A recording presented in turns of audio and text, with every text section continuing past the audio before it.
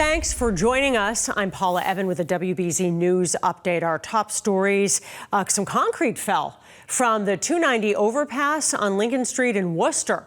Sky high over the bridge between North Parkway and Melrose Street. MassDOT says a thin piece of concrete fell from the underside of the bridge. Police tell us no injuries were reported, but southbound traffic is being detoured down North Service Road while maintenance and inspection crews access the bridge. A mess in Malden caused delays during the morning commute. A tractor trailer caught fire near Medford and Pearl Streets. Emergency crews say the flatbed was carrying foam insulation, and you can see the charred debris left behind. No word on any injuries. Another blow for the MBTA in its effort to get the South Coast Rail project up and running. T officials announced last night the commuter rail service to Fall River and New Bedford will not begin until spring 2025. The T says the GM decided there needed to be a change in project management. However, officials say they're on track to begin running test trains this coming Monday. The project was initially scheduled for end of 2023.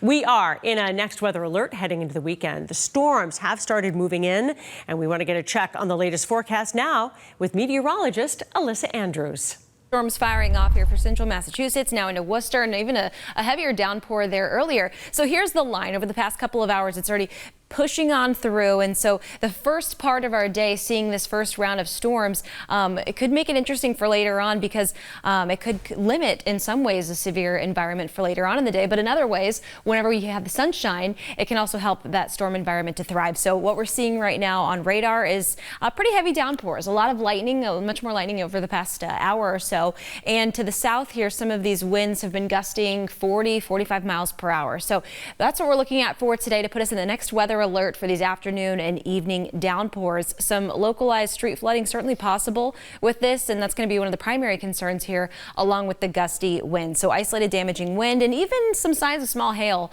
popping up as well. So what we're seeing now is cloudier skies taking over of what has been, at least so far, started off as a sunnier day. Temperatures in the mid 80s and 13 miles an hour on the wind speeds, but of course gusting higher with those storms embedded in that line moving through right now. And we are included in this severe storm risk for today. So that's going to be due to these thunderstorms that could potentially reach severe levels and get us to those winds 60+ miles per hour. So these next couple of hours, we're going to continue to watch these thunderstorms as they pass through and push on eastward. Scattered thunderstorms this afternoon and through the evening. And it doesn't really wind down that much until we get well past sunset. We start to see it backing off a little bit, but even so, the scattered storms into the evening hours could be present as well. So the timing on this, of course, right now ongoing storms, and then through the evening through 10 p.m. I think is when the stronger storms look like they could take place. After we get through that, we are going to be looking at clear and dry weather into the weekend, both Saturday and Sunday. Beautiful to celebrate the dads in your life. As we get into next week and we're prepared to wrap up the spring season and get started with summer on Thursday officially, very hot weather is going to be building into the days. So Tuesday, Wednesday, Thursday, on into Friday even, looking to be where we could get a good stretch of 90+ degree temperature days. And on top of that, if we can string together 3 of them, that'll put us in a heat wave into next week. And also the heat index values are going to be soaring and even getting close to the triple digits.